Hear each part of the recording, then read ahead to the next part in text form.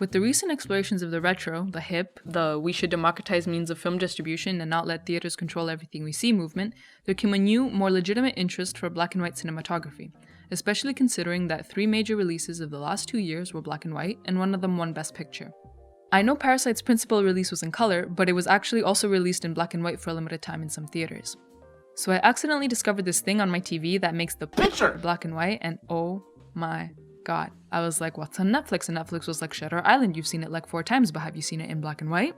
Like, is this The Lighthouse? No, it's Shutter Island, apparently Scorsese's worst film. I don't know what people are talking about. This movie is good, and it gets even better when you watch it in black and white. This is because the film is shot and lit very similarly to a 40s, 50s movie, more specifically a film noir. More specifically, featuring low-key expressive lighting consisting usually of harsh shadows and strong backlight and expressive camera techniques such as very low angles or exaggerated wide close-ups.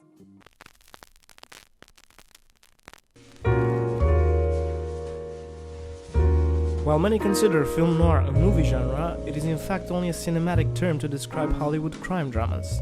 In its prime period from early 90s. Thank you, stuff from 4 years ago. Now we're all on the same page.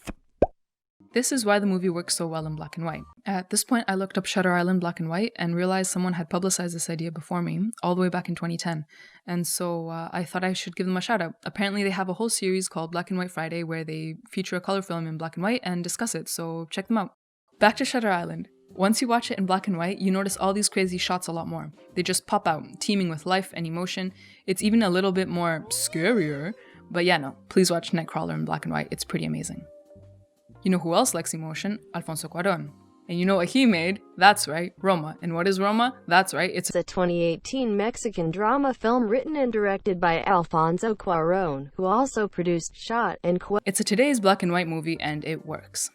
Black and white just magically makes you pay more attention to everything else, especially in today's mainstream cinema that is oftentimes either saturated with color or kind of murky and washed out. Not saying that a colorful palette or a desaturated post-hipsterist 90s aesthetic is bad, just saying that a lot of movies nowadays fall into these extremes. Regardless, here's another black and white film. Oh, wait, no, it's just devoid of saturation and contrast. Shout out to Nicolas Pesce who made it objectively better. But no, seriously, you could even watch something like Infinity War in black and white and it would change your experience by a lot. Like this fight sequence where by virtue of the film being in black and white, you can notice how cleverly the combatants tend to be placed at the edges of the screen at all times, giving you a sense of the scale of this battle.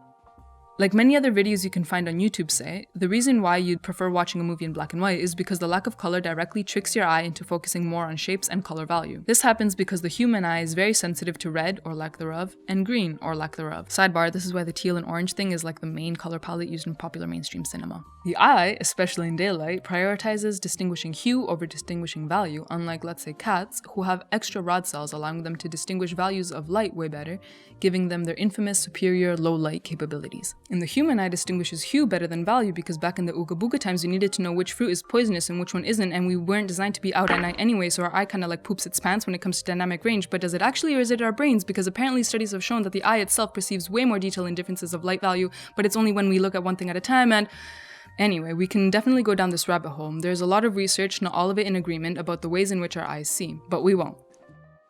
The general conclusion we can draw is that the absence of color emphasizes frame composition by removing the distraction of color hue from the frame and allowing color value to shine and guide our eye throughout the shot instead. Obviously, movies like Shutter Island that already reference filmmaking techniques from the past will work better, but there is legitimately no end to the fun you can have with watching a movie again in black and white.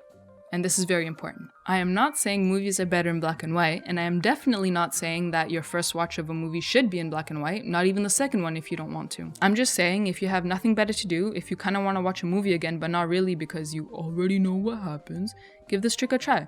You'll get at least 20% of the experience of watching that movie again for the first time. Or that show. Yes, the True Detectives also watch it again in black and white because it is just so good. So now, how to do it? Very easy. If you have a Samsung TV, go to your settings, accessibility, and there's the grayscale option. If your movie lacks a bit of contrast, you can also check the enhanced contrast thingy, or you can play with the contrast, but beware, you'll have to go into the expert settings, so tread with caution. If you're on PC, open up VLC, go into extended settings, video effects, and drop the saturation all the way down to 0. Again, adjust contrast if you find it necessary, but usually you shouldn't have to. Alternatively, You can also turn your display to grayscale by searching color filters in your Windows search bar, clicking on that, and going to turn filters on with the grayscale option checked. If you don't have either of these things, I don't really know what you should do. There is usually either a grayscale option in your accessibility settings or a saturation slider, whether it's a monitor, TV, or video player, but I left a bunch of links in the description for different platforms and devices. Thank you, bye bye.